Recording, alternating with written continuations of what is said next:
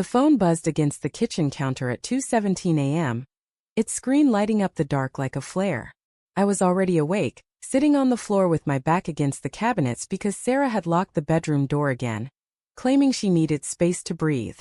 The message preview that glowed in front of me wasn't meant for my eyes, but there it was. Can't stop thinking about last night. Same time tomorrow? Face blowing a kiss, M. My stomach folded in on itself.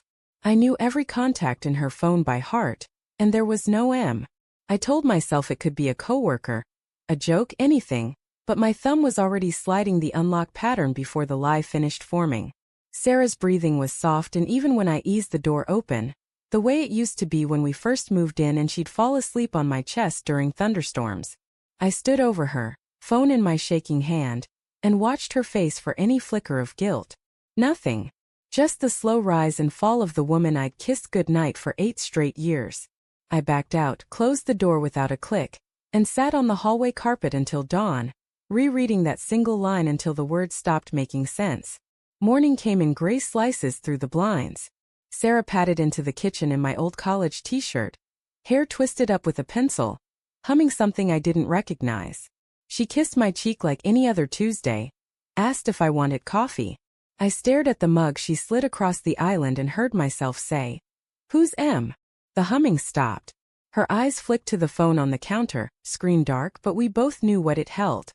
She recovered fast, laughed it off as her new yoga instructor, said the emoji was just friendly encouragement. I nodded, swallowed the acid in my throat, and went to work pretending the world still tilted on its right axis. The doubt seeded itself everywhere after that.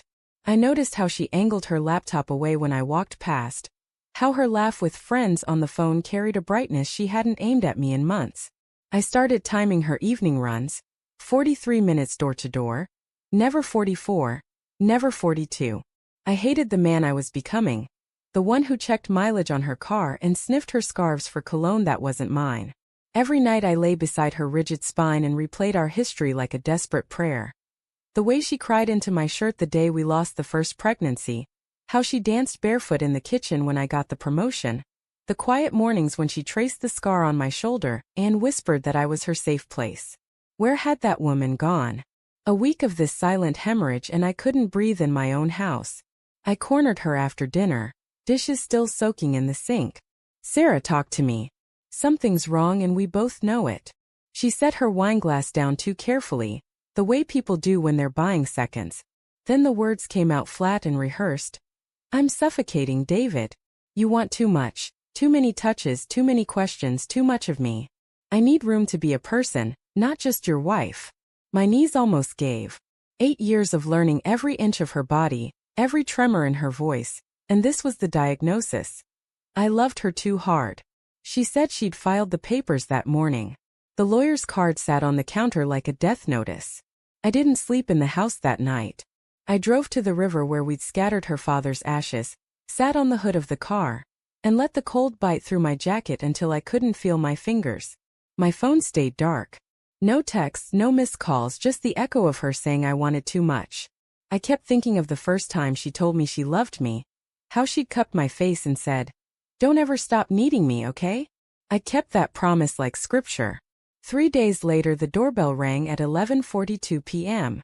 I opened it to find Sarah on the porch in the rain, mascara streaking, clutching a soggy manila envelope. She looked smaller than I'd ever seen her. "I messed up," she whispered. The papers inside were shredded, tiny confetti of legalese. She stepped over the threshold, dripping on the mat, and the story poured out between sobs.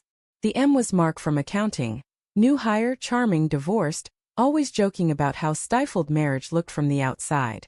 It started with venting about my clinginess, escalated to drinks after work, then hotel rooms that smelled like bleach and regret. She swore it was only physical, that she'd ended it the day she filed, that watching me pack a suitcase had snapped something awake inside her. I wanted to believe the tears were real, but I'd seen her cry on command when we fought about whose turn it was to call the plumber. I asked the question that burned hottest. "When you were with him, did you think of me at all?" She looked at the floor, rain dripping from her hair onto my socks. "I thought of how easy it was," she said. "No history, no weight. Just air." The honesty sliced deeper than any lie could have. We stood in the foyer for a long time, two people who used to finish each other's sentences now struggling for air in the same room. She reached for my hand. I let her hold it, but I felt nothing except the chill from the open door. "I'll do therapy, couples counseling, whatever you need," she said. "I don't want to lose us." The word tasted like rust. I thought of the nights I'd lain awake cataloging her freckles, the way I still set 2 coffee mugs out of habit. I thought of Mark's easy air and how I'd never be that for her again. "I'm not filing a counter-petition," I said. My voice surprised me, steady, almost gentle. "But I'm also not unfilling your papers. You wanted space, take it. Figure out who you are when nobody's asking you to stay." Her face crumpled. She begged, promised, threatened to sleep on the porch until I forgave her. I closed the door while the rain kept falling, locked it for the first time in our marriage, and leaned my forehead against the wood until the shaking stopped. The weeks that followed were a slow autopsy of a life. I boxed her sweaters, found the concert stub from our first date tucked in a cookbook, deleted the shared Spotify playlist one song at a time. Friends took sides with the subtlety of sledgehammers. My sister left lasagna on the doorstep and a note that said, "Love shouldn't feel like drowning." Sarah texted every day. Paragraphs of remorse, single emojis, voice memos thick with tears. I read them all, answered none.